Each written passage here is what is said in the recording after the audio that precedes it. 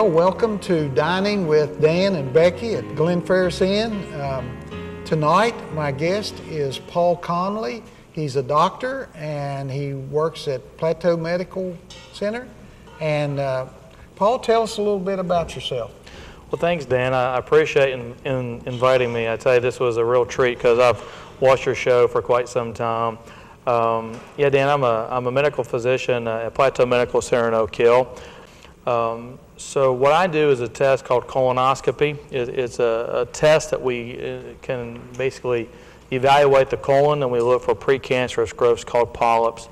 And by taking polyps out, it dramatically reduces the risk of a patient developing colon cancer.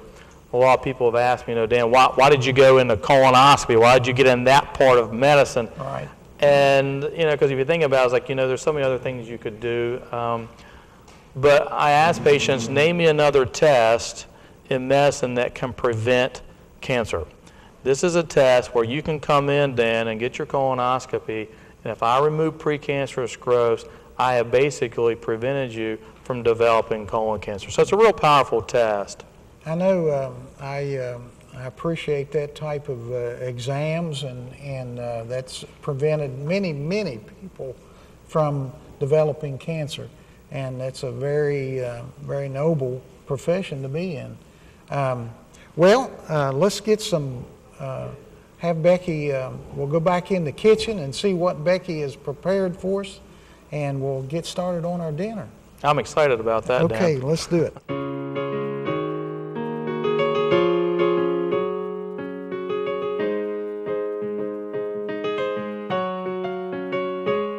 Well, hello everyone. Welcome to Dining with Dan and Becky. Tonight, Danny's menu is going to consist of a tossed salad. We do that a lot. Scallops in a cream sauce, butter tossed fettuccine, broccoli, and an old-fashioned country dessert, old-fashioned buttermilk pie.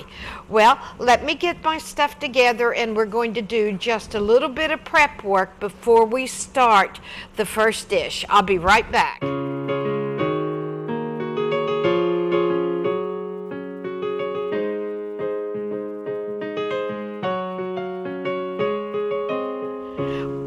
Welcome back. The first thing we need to do, guys, to get ready for our dinner is to marinate our scallops, and these are sea scallops. There are several different kinds, from the ones that are no larger than the tip of my thumbnail up to these, and there's even one size larger. But we're going to marinate them in my favorite Italian dressing. Now, I like to use Olive Garden Italian dressing for this, but you can use whatever you like. So we're going to add the dressing to this and mix it up, and we're just going to let it sit for about an hour, and then we will start the scallop dish. So let me move this out of the way. And we're going to get started on our buttermilk pie.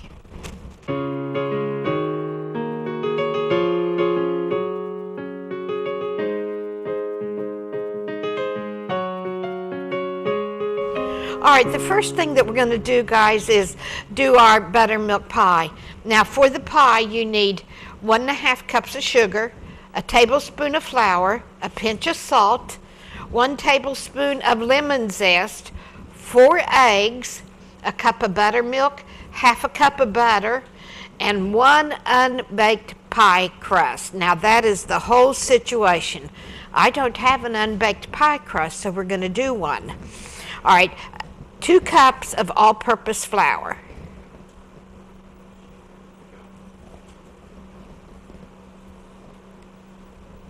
Oops. 1 tablespoon of sugar, and a pinch of salt. Now, once you have all of your dry ingredients in it, you're going to mix them up.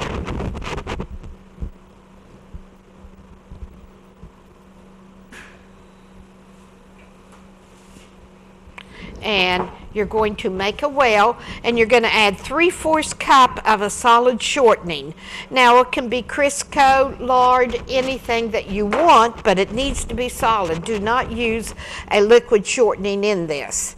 All right, so you're going to cut it in. Now to do this, you can use 2 knives, you can use a pastry blender, you can use a fork. I prefer my hands. Now once you get it started, what you do is put your flour and your shortening together and you just rub them together. Now I prefer doing all of my doughs with my hands, not with gloves, because I need to feel the texture, and the gloves take away some of that. All right. Now you want to continue doing this till your flour and shortening mixture has no lumps. It's fine. It looks like the texture of peas, probably. I guess that's about as good as I can describe. So now you had 2 cups of flour, 1 tablespoon of sugar, a pinch of salt, and 3/4 cup of solid shortening. Now we've got it all mixed up. Do you see the consistency of how fine it is? You don't see a pocket of flour and then a clump of shortening. We're going to make a well, and we're going to add 3/4 cup of water in it. All right, the first thing I'm going to do is to stir it up with a spatula or a spoon until it gets to the point that you have to work the water in with your hands. Now this is the important part. The texture of your dough needs to be that of a biscuit. All right, this is not a stiff pie crust. It is not something that you take 2 tablespoons of water and have to work it for a half an hour to get it into a dough. And it's really hard to roll out. This is soft. As I said, more or less like a biscuit dough. And it's easy to roll. Okay, so we have got our pie crust made. Now let me take a minute and clean up my hands and get the rolling pin and everything out that we need to finally shape our pie crust. I'll be right back, guys.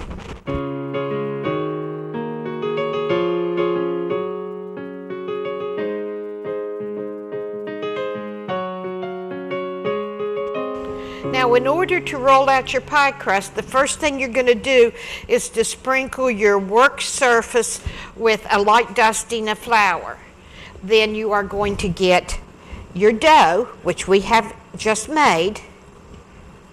By the way, this recipe came from my mama. I know you all get tired of me talking about my mom and how good she is, but she is good. She is a cook. Okay, now, if you are going to make a round pie, you need to start with a round ball. If you're going to make a cobbler crust that's rectangular, you need to start with a rectangular log.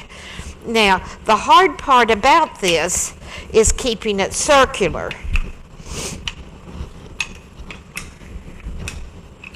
What you want to do is to roll it out in every direction, and you want it to be thin.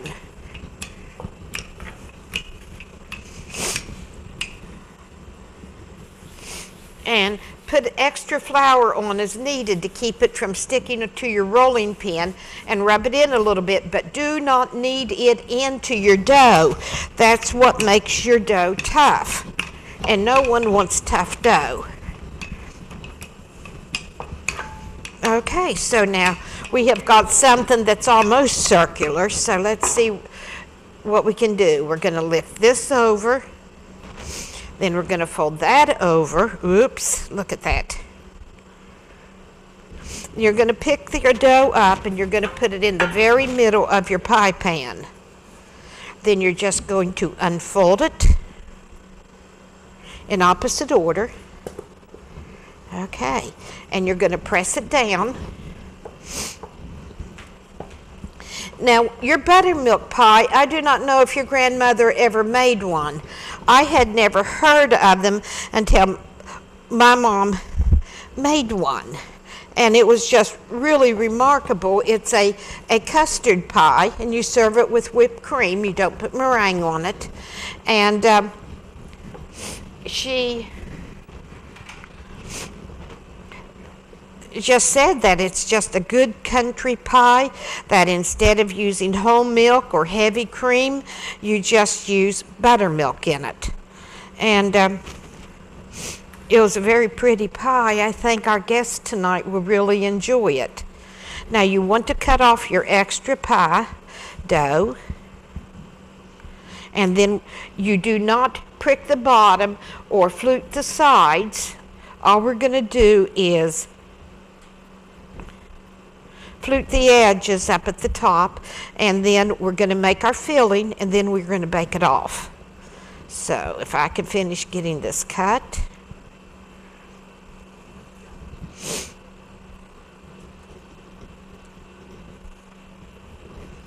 And there we are. Okay, let's get this out of the way.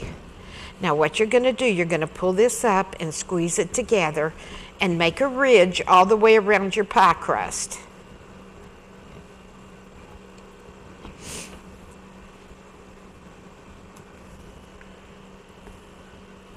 Now this isn't difficult to do, but everyone has to develop their own way of doing it, and this is my way. I make this little wall like it's all the way around the pie and it's on top of the crust, okay? Then you put 2 fingers down, and then you take the edge of your index finger and you just pull the crust in towards you. And you do that all the way around. We used to have a cook who would do his fluting like this with little dowel sticks. Yeah, they were just a beautiful pie crust. Even though I have the little sticks, I just don't have the patience for it or the time. And all the way around. Now, at this point, you have to reread your instructions. You are to have an unbaked pie crust. Now, we have a pie crust, it's unbaked. So we're going to put that aside, clean up our mess, then we're going to fix our pie filling, and then at that point, we will put it in the oven. So give me a minute to clean up my mess, and I'll be right back.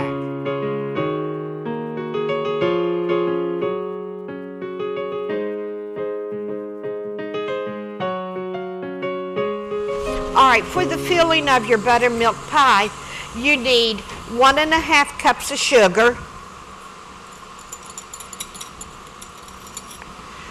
1 tablespoon of flour, a pinch of salt, but that doesn't want to come out, 1 tablespoon of lemon zest, and we're going to mix that up pretty good before we go any further. Okay, so there we are. All right, you need 4 eggs, slightly beaten.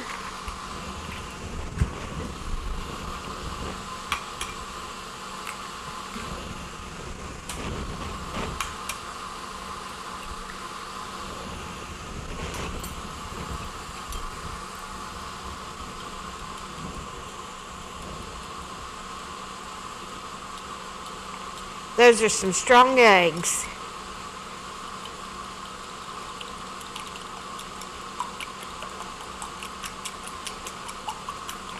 Okay, our eggs. 1 cup of buttermilk.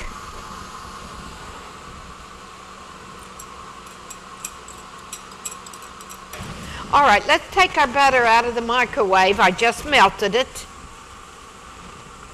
And be careful because sometimes your bowls are a little bit hot. Now this is 1/2 cup of butter or 1 entire stick. Well, this bowl isn't hot at all. All right, now we're going to mix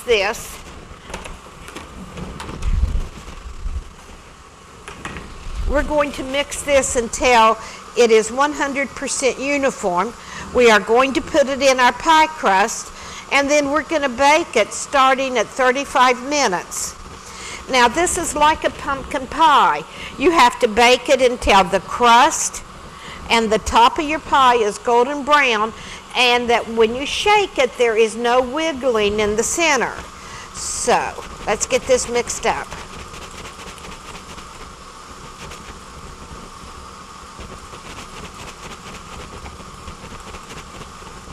I had thought about putting cinnamon in this, but I figured my mama would fuss at me with love over messing up a family recipe. So here we are.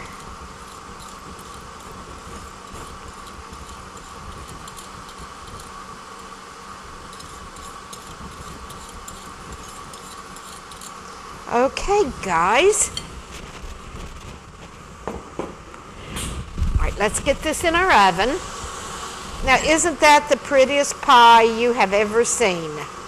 Now, this comes out like a custard pie because it is a custard pie. It's just that instead of being made with whole milk, evaporated milk, or heavy cream, it is made with buttermilk. So give me a minute to make sure I don't spill this. Okay. And let's set our timer for 35 minutes.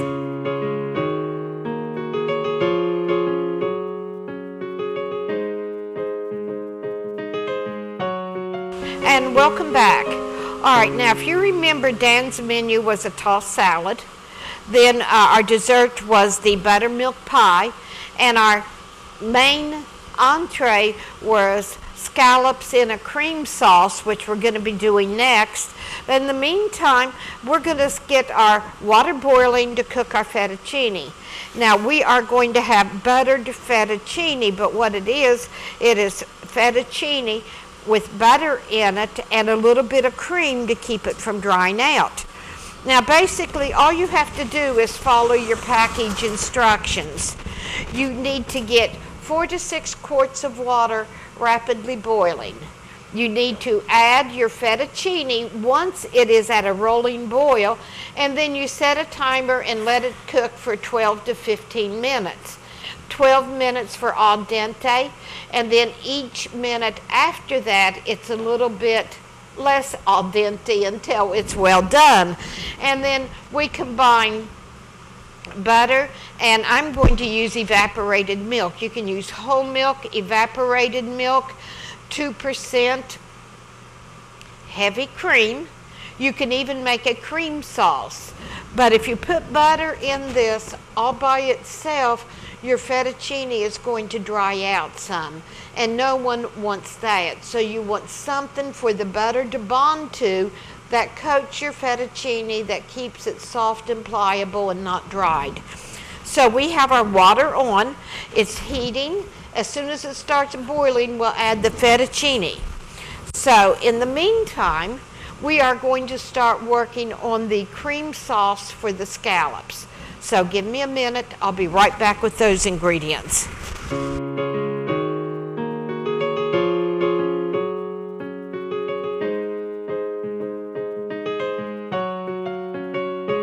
All right, guys, we're going to make the cream sauce that we're going to serve over the scallops.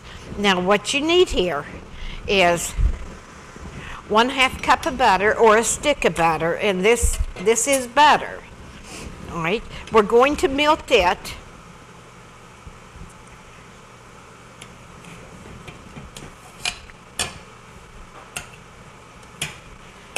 I should have taken this butter out a half hour ago so it could soften up some, but what is. All right, let me get everything over here.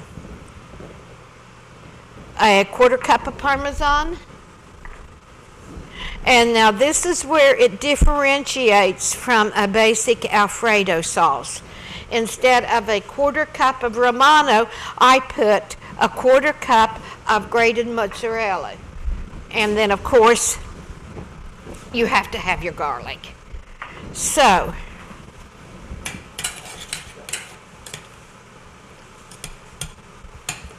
now that is the exact same sauce that I use with my chicken tetrazzini, if you guys remember. I'm going to turn this up a little bit. Now before you can add your ingredients, your butter has to be melted and it has to sizzle. And we're just a little bit from that. I'm going to chop it up because the more surface area you have, the faster the physical reaction is. All right, let's go first and add the peppers.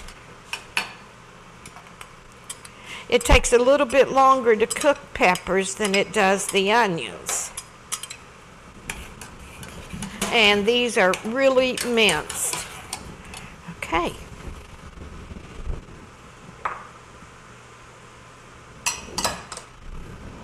All right, now, as soon as this starts cooking a little bit, we're going to add our onions.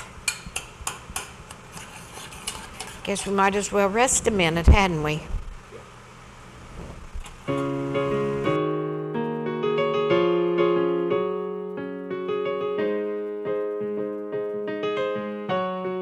going to add our salt, and I add a generous amount to it. Then I am going to simply add the fettuccine.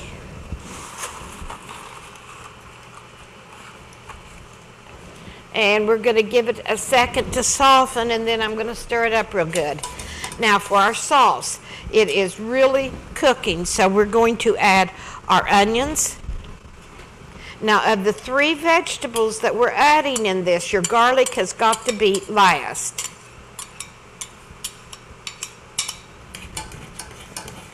Okay. Now we're going to wait till this comes back up to temperature and starts sizzling really strong again.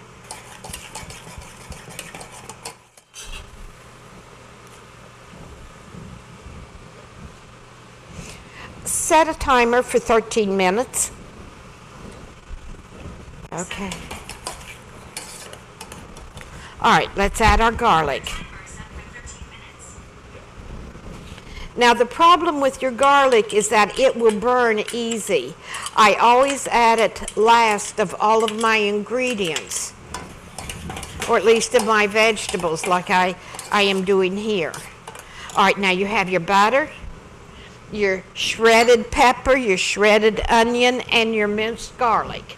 So the next thing I am going to do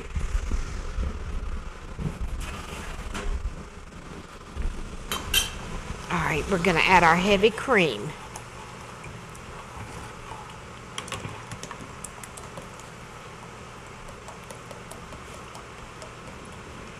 All right, so there we are. Now this, minus the mozzarella cheese, is the exact Alfredo sauce we use with our Cajun chicken pasta. Only we add the blackened seasoning to it. Okay, so.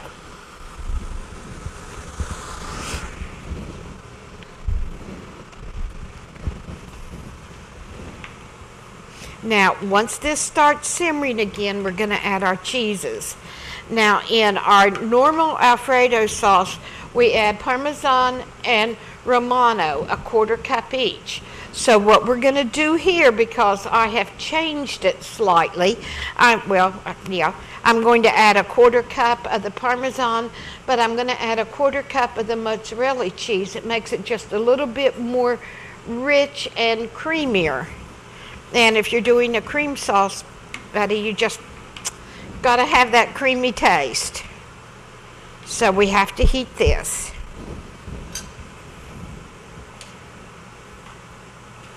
And our fettuccine is coming along.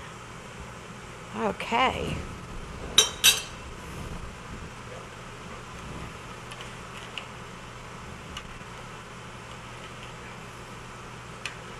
And I guess this would be a good time to check on that pie, wouldn't it?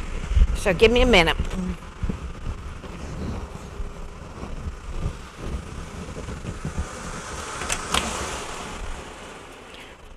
Oh, just now beginning to turn golden.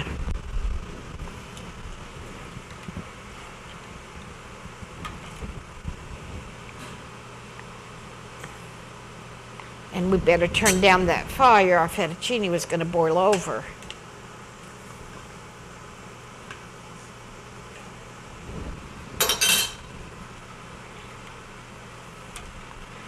Don't you love it when a dinner comes together at this point where all you have to do is stir things and make sure they cook correctly and they don't stick? You look like you're being really busy, but you're not.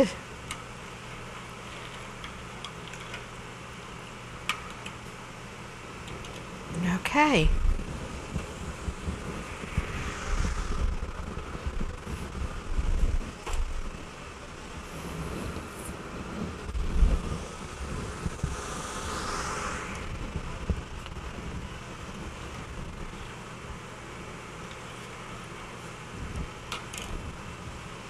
I think I turned it down too low.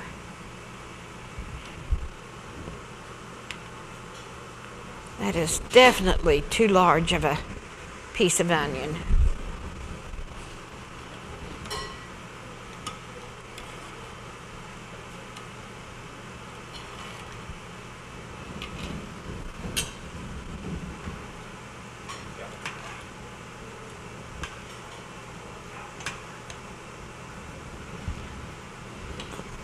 Okay, guys, why don't we take a little bit of a break right now while I get everything ready for our next dish, which is going to be the broccoli.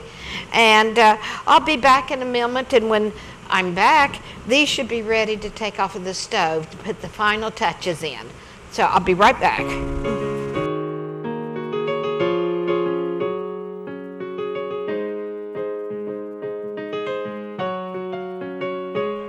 Welcome back. I hope you enjoyed your break. All right, now our cream mixture is bubbling, so it is time. Wow, that is hot. So it is time to put the Parmesan cheese in it first, and we are going to mix that together. Now you have to be careful because some of your cheeses sink to the bottom in a lump, and they burn. All right, let's just give this a minute to melt. And then the last thing we have to do is to add our mozzarella.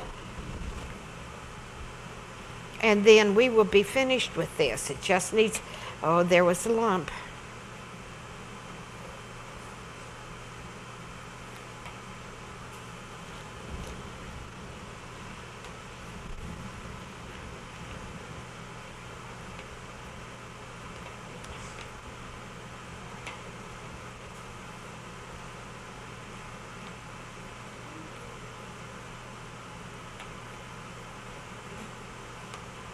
All right, now let it come back up to simmering again. And you can tell when it simmers because it starts small bubbles around the outside. Now look at this. Do you see the bubbles that are coming up?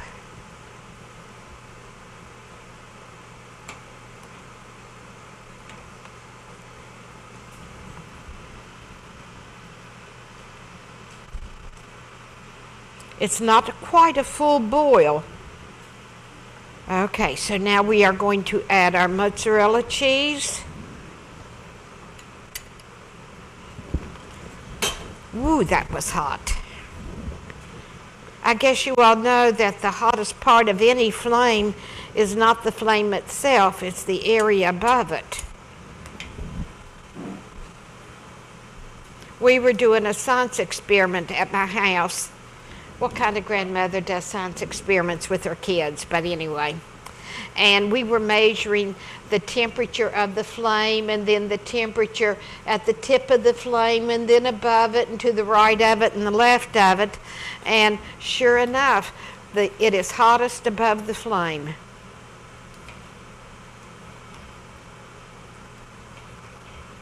All right, now this just needs to simmer just a little bit to thicken up a little bit more. Now that is some nice cream sauce. All right, I'm going to turn this fire down, and we are going to give our fettuccine Looks like it's almost perfect, but we're going to wait till the timer goes off. Let me see how much time we have left on it.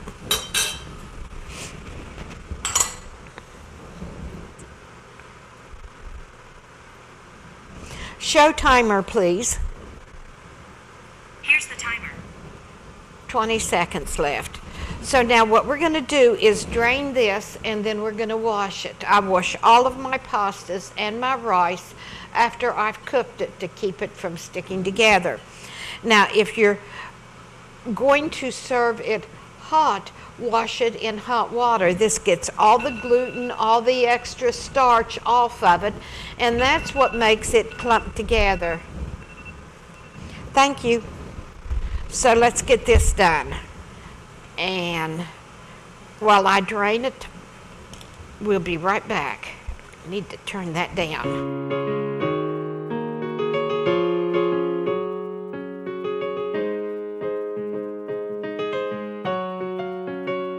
Okay, what we're going to do now is start our broccoli, then we will finish our fettuccine, and then we will finish with the scallops. Now you want a good inch of water in your pan. You're not going to submerge all of your broccoli in this because of the simple fact that we're going to steam most of it. So we're going to turn on our fire, and it's going to be, fairly high. We're going to add the broccoli.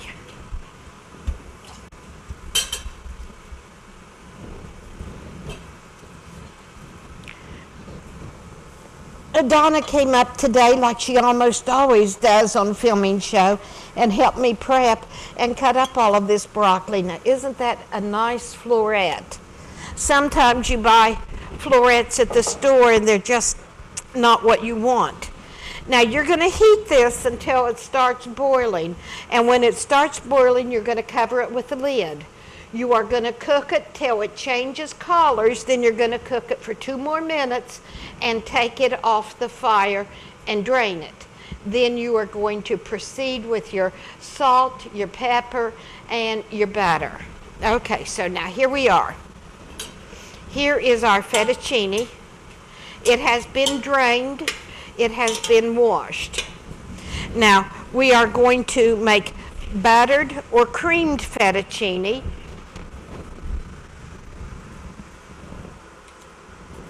So, I'm going to add the butter first.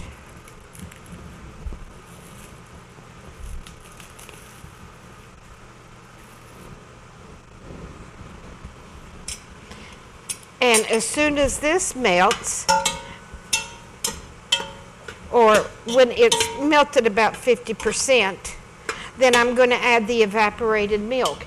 And I'm just going to continually toss it until, whoops, there we are. Let me check it.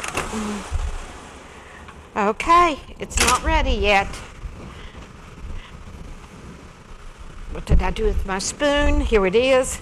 We're going to continually toss it till all of the fettuccine noodles are covered with the butter. And to prevent its drying out, we are going to add evaporated milk. Now, the reason I use evaporated milk is that if there's a little bit of water at the bottom, it will not damage anything, because all it'll do is make the evaporated milk into whole milk. So there we are. Butter's melted. Now we need to let this heat up until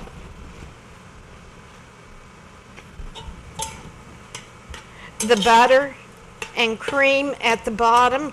Look at this. There are a lot of people who use evaporated milk in place of heavy cream. But anyway.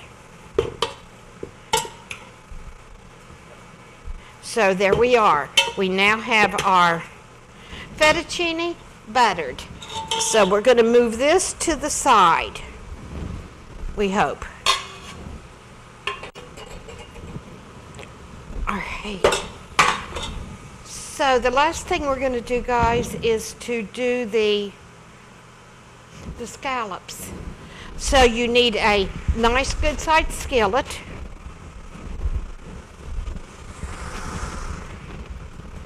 Now I've already shown you the recipe for it.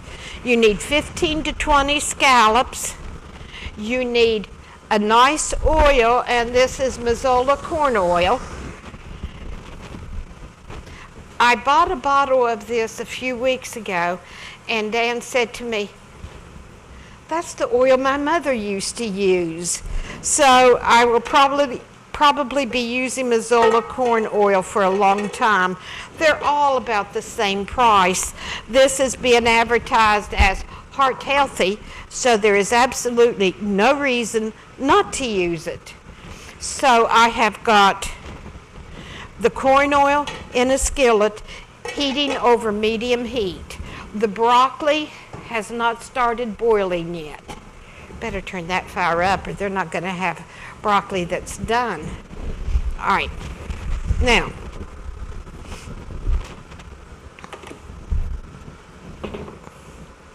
we have had the scallops marinating in our Italian dressing for some time. I tried to do it at least an hour.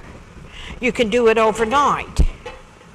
Now do not put it in your skillet until that oil is hot.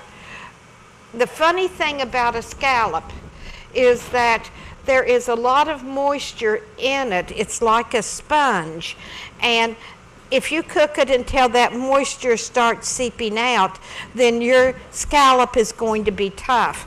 So what we want to do is to cook it just enough. You do not want too much oil.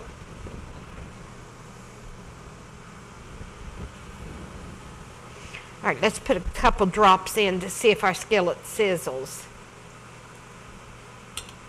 Almost. It's almost sizzle-worthy.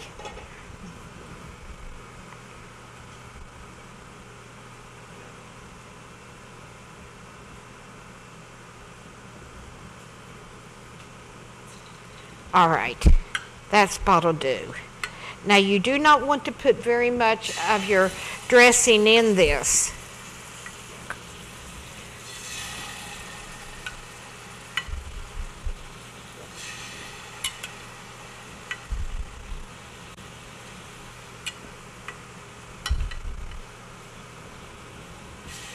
And the more you put in it, the lower the temperature of the skillet and the oil is going to go.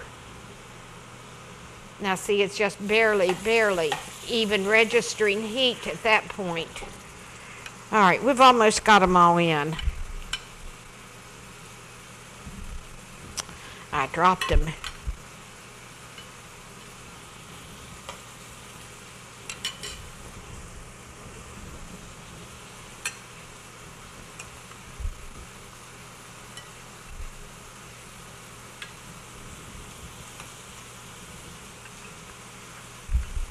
All right, now what we're going to do is sort of stir fry these. And after we've turned them the first time, we're going to add our mushrooms to it. And then after those are finished, we are going to add our cream sauce to it. So here is our mushrooms. And the water is boiling, so we're going to put a lid on it.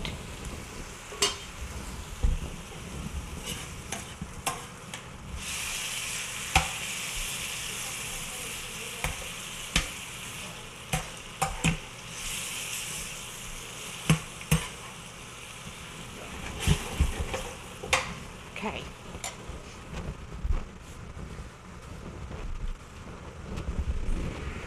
All right, let me check that pie.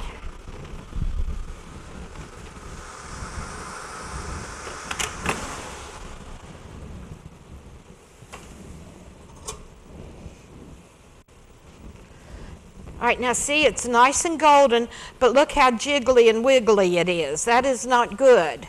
So what we're going to do is fix an aluminum foil tint to go over it to keep it from getting any darker while it still cooks. Girls, could you all hand me a sheet of foil about like that, please?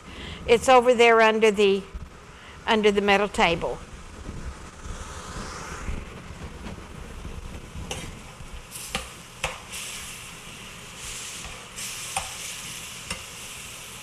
Now I'm going to push as many of the scallops up towards that end as I can, for the simple fact that you have got all your dressing mixed with the oil down here.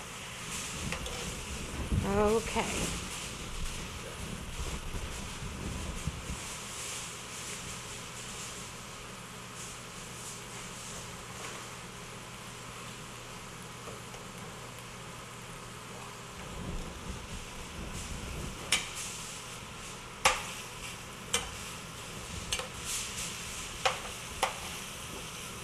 Now, I prefer doing my scallops, rolling them in a seasoned flour. In fact, my grandson, Miguel, when he was here, well, he's a vegan, so I worked on vegan cheese sticks recipes for him this summer, and I used the same way of doing the flour seasoning for scallops as I do the cheese sticks. Now you're just going to put this foil on top of it. Okay. And that foil will keep it from burning. All right.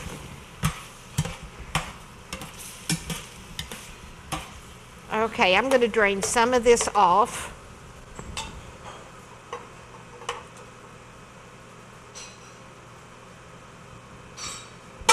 Oops, dropped one. Get that sucker. And I'm going to add the mushrooms.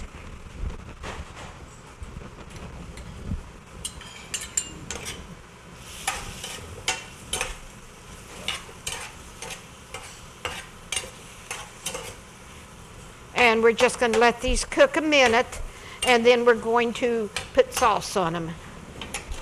Oh, I left one out.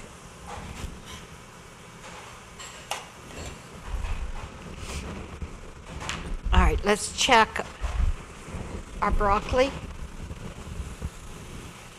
Oh, look how pretty and green it is. Now, once it turns this color of green, you want to cook it no more than 3 minutes longer with the lid on it. If you cook it longer, it starts turning a brownish, grayish green, and at that point, it is not any good. Let's get a timer set. Set a timer for 2 minutes, please.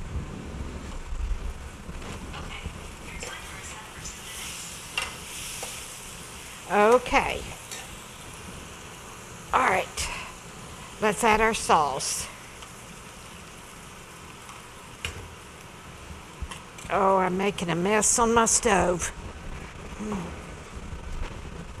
All right, we're going to turn the fire down a little bit because we just want this to simmer at this point.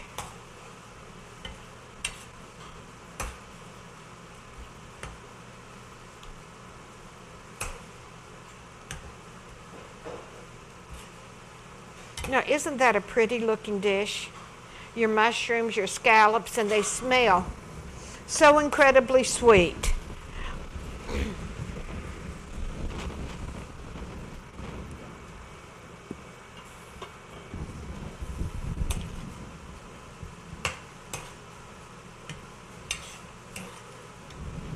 I think I can turn that fire up back a hair.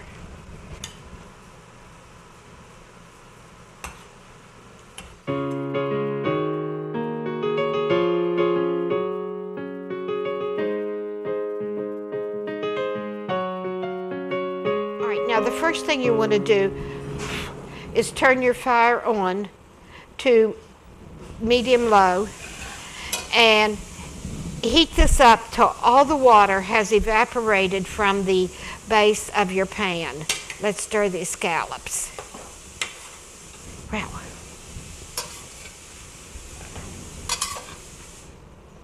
Well, there's not much water there, is there? All right, I'm going to salt this.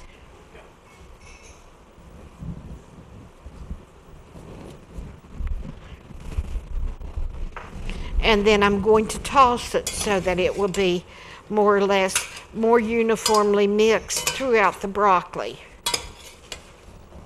All right, I still have a little bit of water in there.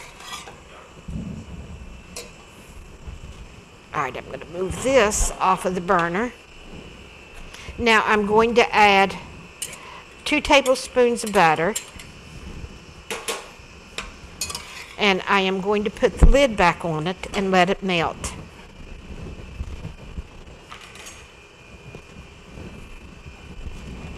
And then once it's melted, I'm going to toss it again. And then we will have everything ready. We've got our scallops, our fettuccine, our broccoli, our buttermilk pie, and the salad is ready. So guys, why don't we just take a few minutes out, get the broccoli finished up. Oh, let me check the pie. Let me show you how pretty it is. I turned the oven off and I'm just letting you sit in it. Sit in it. To stop all the shakiness. Now, isn't that a pretty pie? Now, as it cools a little bit, it's going to shrink up some, but all in all, that is a country buttermilk pie. Boy, that smells good. So we're putting it back in the oven. And there we are. Well, I'm going to get ready to go out in the dining room to meet Dan's guests, and I will see you out there.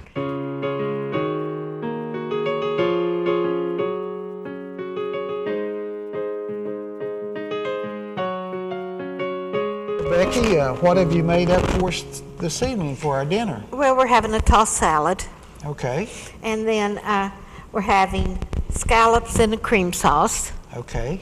Buttered broccoli with just a little bit of butter. Okay. And then we're having buttered fettuccine. Okay. And then Granny's old-fashioned country buttermilk pie. Buttermilk pie. Mm-hmm. I haven't had that one. Really? Yeah. Have you had it before? No. Tell me what it is. Tell me what that is. My grandmother used to make buttermilk with a homemade churn, but I've never heard of buttermilk pie. All right, you have an unbaked pie crust, and then you make your filling, and it's sugar with flour, a little bit of salt, lemon zest, and buttermilk, 4 eggs. Mix it all together, put it in, and bake it. It's a real rich custard, but instead of it being a heavy cream or whole milk or evaporated milk-based custard, it's a buttermilk custard. Okay, so is it dietary? Well, Probably not. No. With sugar in it, I don't Well, think so. the next pie you get is going to be a shoe fly pie. Okay, but tonight we're having buttermilk. Tonight we're having buttermilk. Okay, well, good. All right, well, let's start with our salad.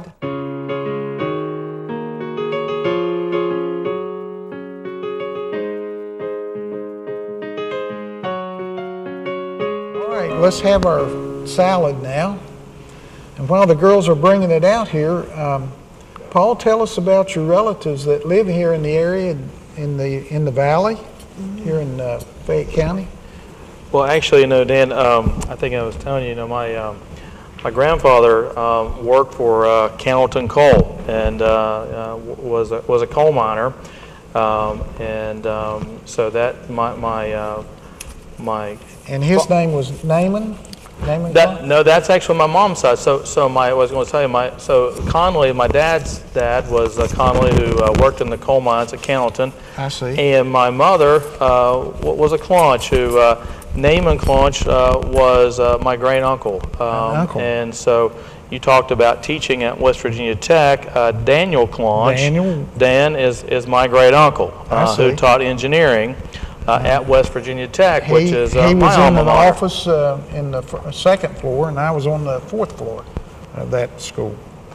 So my father, who got a degree at West Virginia Tech in education, Becky, like you're an educator, he got a degree in education in the 70s, and at the time, teaching school, we talked about how little you get paid teaching school. He can make more money working in the coal mines, and so he was hired on at Bethlehem Steel in Nicholas County, and that's when we moved to that area in Drennan, okay, is where I'm from. So we're talking about just, Bethlehem at the time, was the second largest steel producer in the world, second to U.S. Steel, and had coal reserves in that area for over 100 years. And unfortunately, due to the economy, Bethlehem Steel doesn't exist anymore. Well, start eating your salad there, and I'll talk some while you're... Now, Drennan, is that where the dairy bar is on the way to Summersville? That is correct. The Drennan Dairy Bar right there at 129. That's right. And you'd stop there and get biscuits in the morning. Well, your salad's very good. Well, thank you. Got all the ingredients, looks like. No, I forgot the cauliflower again, and I forgot the cucumbers again. But Goodness gracious.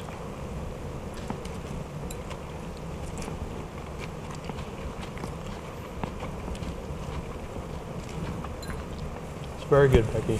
thank you, Paul. I had a friend that went to school with me, and he also graduated from college with a degree just like mine, who went to work at Bethlehem Steel Mining. Edgar Morse, and he retired from Bethlehem Steel many years ago, not all that long, but he did his whole career at Bethlehem Steel, and he was a mine foreman and did all that kind of work. But he too had an education degree, but he never did teach school that I know of. But his father was a shop teacher as well. And I think that's that happened. I'm sure, like we talked about, with education, you have to have a desire to teach, because you're not going to get rich being a school teacher. Not that you're going to be rich, mining coal, but those folks that went underground and mined coal, I always think about, we talked about Bethlehem Steel in Bethlehem, Pennsylvania, and during the war effort, they employed 30,000, employees, for the war effort. And my grandfather, who worked for Connolly, he didn't go overseas in World War II. And I'd ask him one time, I said, Papa, why were you not a soldier overseas? Why were you not part of the war effort? He said, son, I was part of the war effort. And I said, what do you mean? He said, because we went underground every day to mine the coal that we then shipped, to make the steel. And we were not replaceable by a woman to go underground. That's true. So these miners in this area played a huge role in the war effort, which I didn't really think about at the time. Right. They weren't fighting overseas with a weapon, but they were going underground every day, in these dark, wet mines, risking their lives to mine the coal, which then produced the steel, for the ships and the tanks and everything during the war. And they didn't have the safety standards that we have now to protect them and ensure a certain degree of safety. Terrible job. My grandfather had a carbide lamp, and that's what you use for light, and had an old breast auger.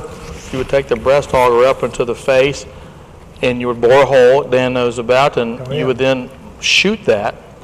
You would dig kind of a trench under that, would shoot it, would fall. You would then shovel the coal by hand load it into a car, put your tag, your ID on that car, and that's how you got paid. You got paid in script. Right. And the script, as you know, is what you use at the company store to buy your clothes and basically buy the same supplies that you used to mine the coal with. Now, Dan's office building used to be a company store back in the day.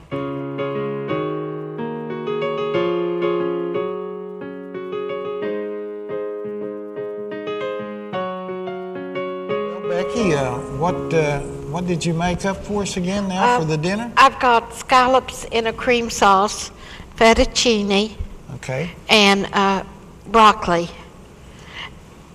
And do you know why I picked that? No. Why? One of my favorite dishes of all times is chicken tetrazzini, which is a bed of fettuccine, then on top of that a bed of broccoli, and then a bed of mushrooms, then your chicken smothered in my sauce. But we're not having chicken. We're having scallops. Scallops. But I thought I would do all the components of it. Okay.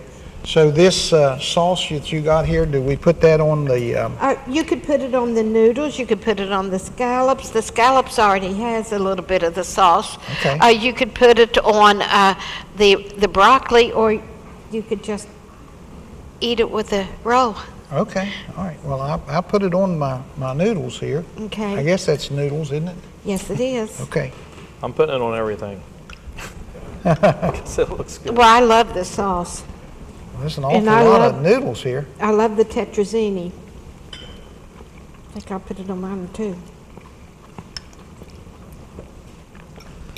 So where did you get the scallops?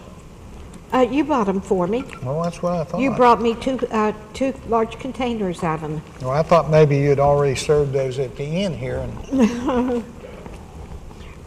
Now you'll be eating scallops for a long time, Danny. well, the sauce tastes pretty good. Well, I like that sauce. I'm going to try the broccoli here. It's not the traditional Alfredo sauce because I put Parmesan and mozzarella in it. I see. But it's good. It's almost like the mozzarella has it's got a creamy and not quite as powerful as the Parmesan is. I agree. It makes it really nice. Now for our regular Alfredo, we generally do a mixture of Parmesan and Romano, but that's kind of hard to find anymore. Well, you get all these Italian words out here, they'll think you're part Italian.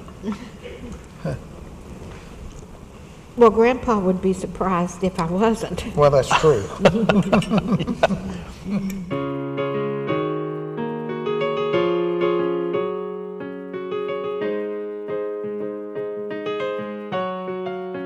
Well, it's very good. I'm enjoying it. Well, how are the scallops? Well, they're They good. sat a little bit, so I thought they would have shriveled up and been tough. Well, they're not burnt. That's a positive thing, That right? is a positive thing. No, they're very good. Becky, I think they're delicious. Well, thank you, Paul. They really are. Now, I fixed Danny a garlic Parmesan scallops the other day, and then one other time, my grandson Miguel is a vegan, and he lived with us last summer, and I spent a few days researching, and I finally came up with a recipe for a vegan cheese sticks. And what you do that's completely different from anything I've ever seen, you take your flour and your water and you make a paste.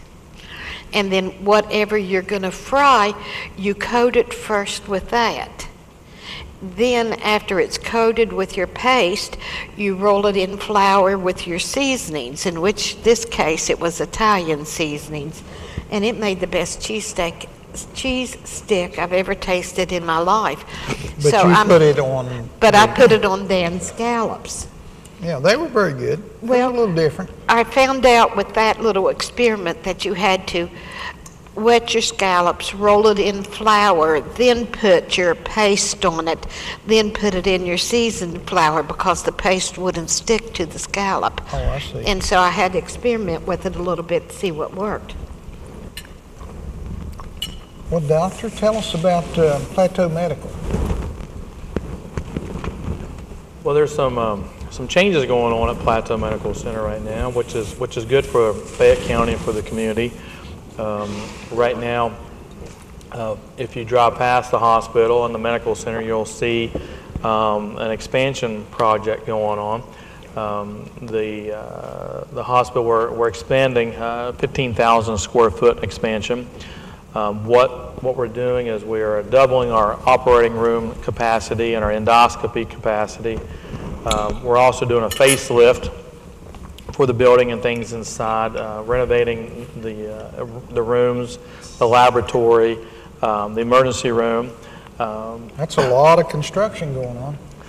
About $17.5 million, and I know in today's world that may not be that much, but it is an investment that the hospital and the community, to put that kind of money into a hospital, unfortunately you see, in West Virginia, a lot of hospitals going away. It's hard in today's time with the payer mix and cuts in reimbursement to survive as a small community hospital. And so what we're hoping to do at Plateau is to grow and be able to take care of the needs of the people in the community. And so I think, that $17.5 million investment shows that, that Oak Hill and Plateau is hopefully going to be around, for the long haul. Well, Oak Hill has always been very progressive, and we're really happy and proud that Plateau Medical is being able to obtain the money necessary to build the addition and get a top-notch hospital going. Not that they weren't already, it's just that, you have to keep up with all of the new technology that's going on, and I know that there's lots of stuff that's going to be new in the hospital, so that'll be great. What you hope is that we can take care by doing that. It's not about brick and mortars. It's about people, and it's about human beings and lives that we can hopefully touch and take care of in the community. We go into healthcare. Hopefully, we go into healthcare to take care of people and help sick people, make them well. And I think that's one thing that the mission is at Plateau is that we're hoping to extend our services and advanced services and have a greater service line. It's kind of like, if you're going to have a Division I football team, you have to have facilities to recruit players, right? And if we're going to try to recruit and retain, physicians that are top quality physicians, you have to have the facilities to do that, and that's the investment, so we can try to recruit and retain, good providers, healthcare providers that are going to stay in the area, and then that way patients and people in the community don't have to necessarily travel, counties away, to receive health care. They can receive, contemporary and standard of care quality, right in their backyard. Right. Well, we're very happy that Fayette Countyans and the surrounding counties as well can come there, and it's very close to the Beckley area. They can come and be able to be treated and do the preventions that are necessary to keep the boogeyman away of cancer and all of that kind of thing. And so we're really happy that they're able to do that expansion.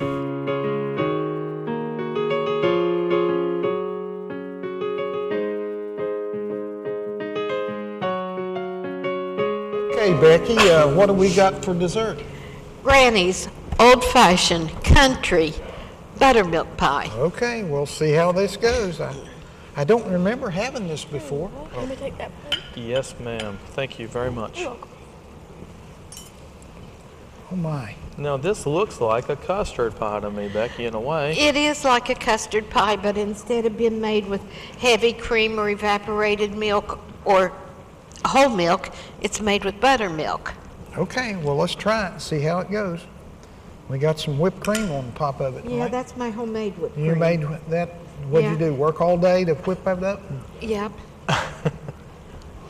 It has no sugar in it. It has no sugar. Well, I mean, the whipped cream has no sugar in it. The pie has a cup and a half. Has a zest to it, don't you think? It does. I like that, actually. It's so let me. This crust is very flaky. Is this homemade crust, Becky? Oh, it is. It's my mama's recipe. Is that right? Because yeah. I could tell this is not store-bought crust. That's impressive. A granny had worked here, I would say for 20 years in different capacities. She ended up the manager, but she developed all of our recipes during the time that she was working as a cook. Well, that's very good. My Aunt Irene would say, "Bless your hands, Becky." What she would say. Yep. Because this crust is delicious. My mama is, if she had lived in a different time, a different place, she would have been a master chef and famous worldwide. She's that good. Well, Doctor, some of the questions I asked our guest, we have a special question, and I'll give you for instance. We asked if there's something that no one else knows what would you tell the people of Fayette County about yourself that no one else knows? Do you have anything that you might want to share with us? Well, probably this. As you know, I'm a medical doctor, and I've been in practice now. I graduated from medical school in 1997, so I've been doing this for several years, and I've built up, hopefully a good practice and reputation. Hopefully I've helped some people along the way. But I wasn't, that path of becoming a doctor wasn't always the path that I was going to take. When I was a child, I wanted to be a doctor. I wanted to go into healthcare. But after going through 12 years of school and high school, I kind of got a bit burned out, Becky, and I thought, you know what, I don't know if I want to do 4 years of college and 4 years of medical school and then residency. I thought, my goodness, that's a lot more school. I got to start all over again. So I decided I was going to go into pharmacy school. I thought, well, I'm going to become a pharmacist. And so I was at West Virginia Tech undergrad, and my preceptors and chair of the chemistry department was, you got good grades, you got good exam scores, you should have no problems getting to pharmacy school. Well, I went through the process and applied, and one summer I received a letter in the mail, and it was a denial letter. It said, you didn't get in, you're not good enough, we're sorry we can't accept you into our program. And that was really a kick to the stomach. I mean, I was very disappointed, and basically felt real downtrodden by that.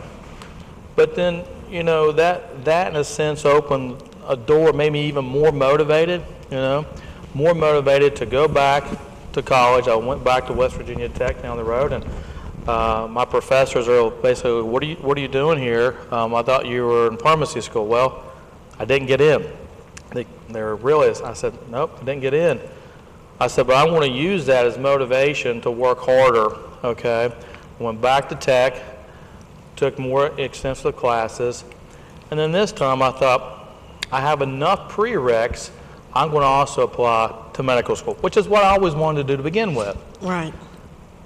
I applied to medical school and also pharmacy school again, because I didn't know if I was, if I was going to get in anywhere. Remember, I just got told no, so I'm thinking maybe I'm not going to be good enough to get anywhere, so I started doubting myself. And lo and behold, when I went to the medical school, I was there, and they said, you haven't finished your degree quite yet. You don't have all the classes, but you do have enough prereqs, and why should we accept you? And I said, because I want to take care of people, and if you don't accept me this year, I'm going to be back here next year. And they accepted me. And so a lot of people don't realize that, and I guess the teaching moment or the teaching point I have to students, medical students now, is life's not fair, and sometimes you can do everything right, you can take care of a patient and do everything right, and still things don't go as planned. People die, patients get sick. But I think there's a life lesson that just because I wasn't accepted in the pharmacy school, I use that motivation, which I hopefully teach students and people, that you can use that motivation, and it worked out for me that now I became a doctor. So it turns out I probably was never designed to be a pharmacist anywhere, and I feel like I've been able to help more people in gastrointestinal work and doing the procedures and saving lives. And so that's probably something that most people watching this show have no idea, that I, Paul Connolly, was not accepted in the pharmacy school, but in turn it turned out for the best. Yeah, sometimes doors close and doors open, and our lives get directed in those open doors, and things change, and sometimes it's not exactly what we thought we were going to get, but sometimes it turns out better. And so I think God is watching us, and those who tried to do good and do right get in the right direction. So, well, thanks for watching Dining with Dan and Becky at the Glen Ferris Inn. Paul, we're so proud to have you as our doctor up there in Plateau Medical, and we're proud to have you as a lifesaver. That's what you're doing up there, and you're saving a lot of people from a terrible cancerous disease, and we're happy to have you there, and we hope that you get to come down to the inn and have dinner with us. And Becky, I'm sure will make up another good meal for you. I will definitely come back, no doubt about that. Okay. Thanks for dining in and watching Dining with Dan and Becky. See you all next week. Bye. See you next week.